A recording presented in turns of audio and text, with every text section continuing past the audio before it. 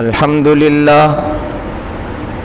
لله وحده والصلاة والسلام على من لا نبي بعده أما بعد فأعوذ بالله من الشيطان الرجيم بسم الله الرحمن الرحيم يا أيها الذين آمنوا اذكروا الله ذكرا كثيرا وسبحوه بكرة وأصيلا وقال الله تبارك وتعالى في مقام آخر فاذكروني أذكركم واشكروا لي ولا تكفرون وقال الله تبارك وتعالى ولذكر الله أكبر وعن أنس رضي الله تعالى عنه قال رسول الله صلى الله عليه وسلم لا تقوم الساعة حتى يقال في الأرض الله الله أو كما قال رسول الله صلى الله عليه وسلم. درود شریف پڑھ لو. اللهم صل على محمد كلما ذكره الذاكرون وصل على محمد كلما غفل عن ذكره الغافلون. قابل احترام حضرات، سامعین کرام، بزرگوں، عزیزوں، دینی بھائیوں، پچھلی مجالس میں ہمارا عنوان اور موضوع تھا دعا مانگنا، اللہ سے دعا کرنا.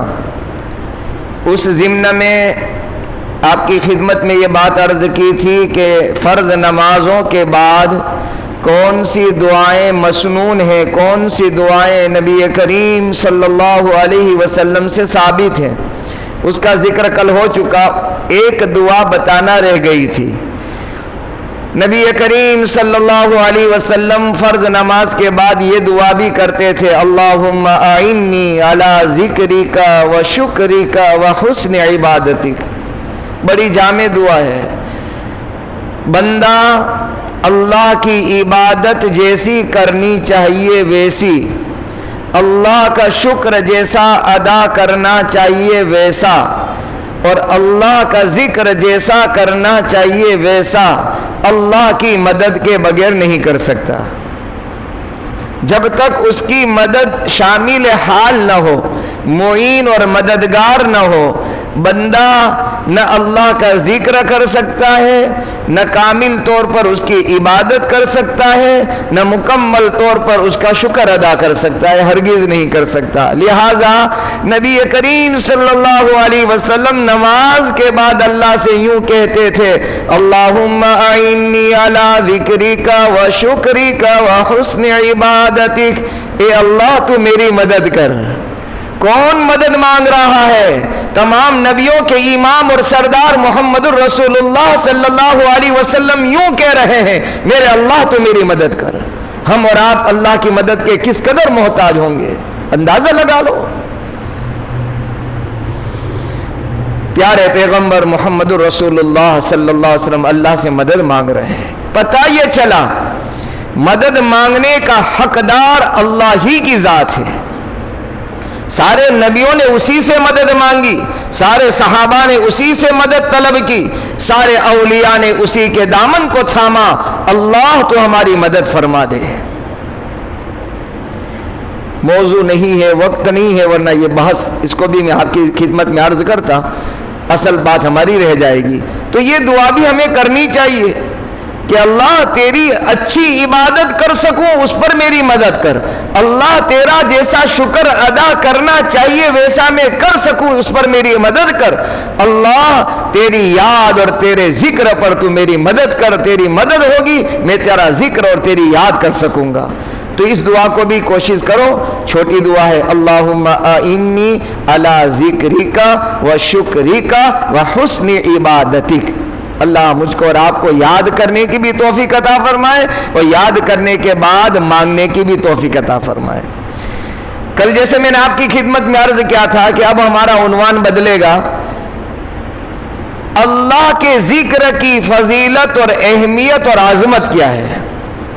اللہ کی یاد، اللہ کا ذکر، اس کی عظمت، اس کی فضیلت اور اس کی اہمیت کیا ہے. سب سے پہلے تو یہ سمجھیں کہ جس کا ذکر کرنا ہے وہ پاک ذات ہے. اسی لیے تو ہم کہتے ہیں جب رکوع میں جاتے ہیں سبحان ربی العظیم، سبحان ربی العظیم، پہلا جملہ یہ کہتے ہیں آپ کی ذات پاک ہے. سجدے میں جاتے ہیں تو کیا کہتے ہیں سبحان ربی الاعلی، آپ کی ذات پاک ہے، اس کی پاک. بلکہ اللہ اکبر کہہ کر پہلے کیا جملہ کہتے ہیں سبحانک اللہم و بحمدک، سبحانک اللہم و بحمدک. پہلا جملہ اللہ اکبر کہنے کے بعد ثنا پڑھتے ہیں، پہلا جملہ کیا ہوتا ہے سبحانک، اللہ تیری ذات پاک ہے. کوشش کرو، آپ بھی کرو، میں بھی کروں کہ ہم عربی میں جو پڑھ رہے ہیں نا اس کا ترجمہ سمجھ لیں، سیکھ لیں، معلوم کر لیں کہ میں کیا کہہ رہا ہوں. سبحان کہہ رہا ہوں، میرے اللہ تو پاک ہے. اس سے اپنی گناہوں والی زندگی، گندگی والی زندگی، معصیت والی زندگی ہمیں سامنے آ جائے گی. میں نے میرے اللہ کو پاک کہا، میں تو بہت گناہوں سے آلودہ اور ناپاک ہوں. تو پہلی بات تو یہ ہے کہ جس کا ذکر کرنا ہے وہ پاک ذات ہے. یہ تو اس نے ہمیں اس بات کا حکم دے دیا کہ تم اپنی ناپاک زبان سے مجھے یاد کیا کرو، ورنہ میری اور آپ کی پاکی اللہ کو کی بیان کرنے سے اللہ کی ذات کے پاک ہونے میں کوئی فرق نہیں پڑے گا. ہم اور آپ اللہ کی پاکی بیان کریں، اللہ کی کبریائی بیان کریں، اللہ کی حمد کریں، اس کی ثنا کریں، سب کچھ کرنے کے بعد بھی اس کی شان میں ایک ذرہ برابر زیادتی نہیں ہوگی، اور کچھ نہ کریں تو اس کی شان میں کمی نہیں ہوگی. وہ تو وراء الورا ہے. ہاں البتہ یہ ہے کہ اس کا پاک نام لینے سے میری اور آپ کی گندی زبان پاک ہو جائے گی. ناپاک زبان اللہ پاک کر دے گا، ناپاک دل کو اللہ پاک کر دے گا، گندگی سے آلودگی والے دل کو اللہ تعالیٰ منور کر دے گا. ورنہ ہم کہاں اس لائق ہیں کہ اس گندی زبان سے اس کا ذکر کرے. اسی لیے تو شاعر نے کہا ہے ہزار بار بشویم دہن ز مشک و گلاب ہنوز نامے تو گفتن کمال بے ادبی است. ہزار مرتبہ مشک و عنبر سے ہم اپنی زبان کو دھو لینے کے بعد بھی اگر اللہ کا نام لے رہے ہیں تو شاعر یوں کہہ رہا ہے کہ تب بھی تم اللہ کے نام کی بے ادبی کر رہے ہو. تو میرے بزرگوں، میرے بھائیوں، عرض یہ کرنا ہے آپ کی خدمت میں کہ یہ مہینہ ذکر سے تعلق رکھتا ہے. کس سے تعلق رکھتا ہے؟ شیخ زکریا رحمۃ اللہ علیہ نے اپنے فضائل میں لکھا ہے کہ اس مہینے میں 4 چیزوں کی کثرت کرو. اس میں جنت کا اللہ سے سوال کرو، جہنم سے پناہ مانگو، اور لا الہ الا اللہ اور استغفر اللہ کی تسبیح خوب پڑھو اس مہینے میں. میں آپ سے گزارش کرتا ہوں، اپنے آپ کو بھی مخاطب کرتا ہوں، چلتے پھرتے لا الہ الا اللہ، استغفر اللہ، لا الہ. کون سی گھڑی رمضان کی قبولیت کی ہے اللہ جانتا ہے. کیا فرق پڑے گا آپ کا اور میرا، کیا بگڑ جائے گا؟ اپنے کام میں ہیں، بائک چلا رہے ہیں، لا الہ الا اللہ استغفر اللہ، لا الہ الا اللہ استغفر اللہ. وہ گھڑی ہماری قبولیت کے ساتھ میل کھا گئی، ہم نے یوں کہہ دیا استغفر اللہ، اللہ نے جواب دے دیا لبیک یا عبدی، میرے بندے تیری پکار قبول ہو گئی، جا تجھے معاف کر دیا. ہمارا کام بن جائے گا. تو اللہ کے ذکر کی عظمت، اس کی فضیلت کیا ہے؟ اس کی فضیلت کے لیے تو بس جو میں نے چند آیات قرآنی آپ کے سامنے پڑھی ہے، ایک آیت پڑھی میرے رونگٹے کھڑے ہو گئے ہیں. اللہ فرماتے ہیں فَاذْكُرُونِي أَذْكُرْكُمْ، میرے بندے تو مجھے یاد کر، میں بھی تجھے یاد کروں گا. اللہ کہہ رہے ہیں میں تجھے یاد کروں گا. زمین اور آسمان کا خالق اور مالک کے ارض و سما یوں کہہ رہا ہے، اپنے بندوں سے کہہ رہا ہے تو مجھے یاد کر، میں بھی تجھے یاد کروں گا.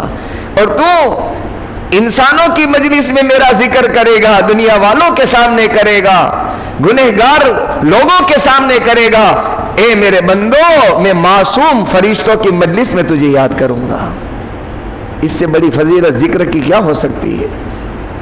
فَاذْكُرُونِي أَذْكُرْكُمْ. دوسری آیت میں اللہ فرماتے ہیں وَلَذِكْرُ اللَّهِ أَكْبَرُ، البتہ تحقیق کہ اللہ کا ذکر ہی سب سے بڑی چیز ہے۔ احیاء العلوم میں رئیس المفسرین سیدنا عبداللہ ابن عباس رضی اللہ تعالیٰ عنہما کے حوالے سے روایت اس آیت کے ضمن میں ذکر کی گئی ہے۔ وہ فرماتے ہیں کہ اللہ کے ذکر سے افضل کوئی عبادت ہی نہیں ہے۔ سب سے افضل عبادت اگر ہے تو اللہ کا ذکر ہے، اللہ کی یاد ہے۔ کیوں؟ اس لیے کہ ذکر ہی ساری عبادتوں کا خلاصہ ہے۔ ذکر کیا ہے بھائی؟ ساری عبادت کا خلاصہ ہے۔ نماز ہم کیوں پڑھتے ہیں؟ مقصد صلاۃ کیا ہے؟ تو کہ اللہ نے خود کہا اقیم الصلاۃ لذکری، میری یاد کے لیے نماز قائم کر۔ نماز اس لیے پڑھ کہ اس میں تجھے میری یاد کرنی ہے، میرا ذکر کرنا ہے۔ تو ذکر جو ہے وہ شریعت کی روح ہے، روح۔ تو اس کی فضیلت کے لیے آیت ہی کافی ہے۔ بہرحال حدیث پاک میں نبی کریم صلی اللہ علیہ وسلم نے بہت ساری فضیلتیں ذکر کی بیان فرمائی ہے۔ ایک فضیلت بیان کر کے آج کی ہماری یہ بات کو ہم ختم کرتے ہیں۔ چند باتیں اس ذکر ضمن میں آپ کی خدمت میں عرض کرتا چلوں گا کہ ذکر اللہ کی حقیقت کیا ہے، ذکر اللہ کسے کہتے ہیں، اور ذکر اللہ کے اقسام کیا ہے۔ ایک روایت سن لو، سیدنا انس رضی اللہ تعالیٰ عنہ فرماتے ہیں، صحیح مسلم کی روایت ہے کہ نبی کریم صلی اللہ علیہ وسلم نے فرمایا لا تقوم الساعہ، اس وقت تک قیامت نہیں آ سکتی، نہیں آئے گی، اس وقت تک قیامت نہیں آئے گی حتی یقال فی الارض اللہ اللہ، جب تک اللہ کی زمین پر اللہ اللہ یعنی اللہ کا ذکر کرنے والا باقی رہے گا، قیامت نہیں آئے گی۔ پتہ یہ چلا اللہ کے ذکر پر قیامت کا آنا موقوف ہے۔ ذکر اللہ بند، قیامت آ جائے گی، ذکر اللہ چلتا رہے گا، اس وقت تک قیامت نہیں آئے گی۔ لیکن یاد رکھنا اللہ کے ذکر کی توفیق اللہ کی طرف سے ملتی ہے۔ کس کی طرف سے ملتی ہے؟ جب تک وہاں سے ارادہ نہ ہو، حکم نہ ہو، اور وہاں سے مشیت خداوندی نہ ہو، بندہ ہرگز ہرگز اللہ نہیں کہہ سکتا، اس کا نام نہیں لے سکتا۔ اس لیے ہمیں اللہ سے مدد مانگنی پڑے گی۔ جیسے میں نے نبی کریم صلی اللہ علیہ وسلم کی عادت شریفہ بتائی کہ آپ اللہ کی مدد مانگتے تھے، اللہم اعنی علی ذکرک، اللہ تیرے ذکر پر تو میری مدد فرما۔ بہرحال اس کی بڑی فضیلتیں ہیں، آئندہ انشاءاللہ اسی بات کو عرض کریں گے۔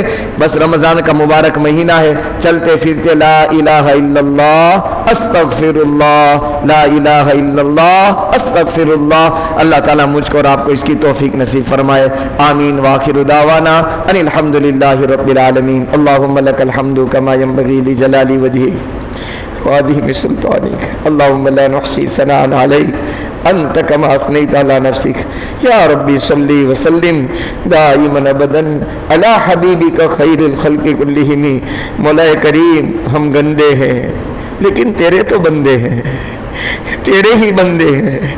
اے اللہ تیری عابدیت کا ہم اقرار کرتے ہیں، تیرے علاوہ کوئی عبادت کے لائق نہیں ہے، کوئی سر جھکانے کے لائق نہیں ہے۔ اے اللہ ہم تیری پاکی بیان کرتے ہیں، ہم سب کو معاف فرما دے، ہمارے زندوں کو بھی معاف فرما، ہمارے مرحومین کی بھی مغفرت فرما، ہمارے مرحومین کے لیے جنت الفردوس کا فیصلہ فرما۔ اے اللہ آج ہمارے برادران وطن کا تیوہار ہے، اے اللہ ملک کی فضا خراب ہونے کے اندیشے ہر جگہ سے آ رہے ہیں، میرے اللہ مسلمان کی جان مال عزت آبرو کی، ان کے مکان، ان کے دکان، ان کے کاروبار، ان کی زمینوں کی اللہ تو حفاظت فرما لے، اللہ تو حفاظت فرما، اللہ تو حفاظت فرما لے، ملک کی حفاظت فرما، ملک میں رہنے والوں کی حفاظت فرما، امن سلامتی محبت اللہ پیدا فرما، امن سلامتی محبت پیدا فرما۔ اے میرے اللہ امت کے بیماروں کو شفا کاملہ عاجلہ نصیب فرما۔ اے اللہ امت کے پریشان حالوں کی پریشانیوں کو دور فرما، امت کے قرض والوں کو عافیت کے ساتھ قرضوں سے چھٹکارا عطا فرما، امت کے قیدیوں کو جیل خانوں سے باعزت بری فرما، باعزت بری فرما، باعزت بری فرما۔ ہاتھ تک کی ضرورت اللہ آپ نے ہی پوری کی۔ اے اللہ چند گھنٹے ہم بھوکے رہے تیرے نام پر، چند گھنٹے پیاسے رہے تیرے نام پر، شام کے وقت تو نے ہمارے دسترخوان کو سجا دیا۔ اللہ تو کتنا قریب ہے، تو کتنا رحیم ہے، اے اللہ تو کتنا فضل اور اللہ عطا کرنے والا، بخشش کرنے والا، عطا کرنے والا، بڑا سخی، بڑا داتا تو ہی تو ہے۔ اے اللہ موت تک احکام خداوندی پر پابندی کی توفیق عطا فرما۔ جن لوگوں نے دعاؤں کے لیے کہا، لکھا، سنا، متمنی، متوقع ہے، اس پر ہمارا حق ہے۔ حاضرین مجلس کے دل کا حال تو جانتا ہے، ان کے راز، ان کے بھید اللہ تو جانتا ہے۔ اللہ ان کی جائز تمناؤں کو پوری فرما دے۔ اے اللہ ہماری دعاؤں کو اپنے فضل، اپنے کرم، پیارے آقا محمد الرسول اللہ صلی اللہ علیہ وسلم کے صدقے و طفیل میں قبول فرما۔ صلی اللہ تعالی علی رسول خیر خلقہ سیدنا محمد وعلی آلہ وصحبہ اجمعین برحمتک یا رحمت۔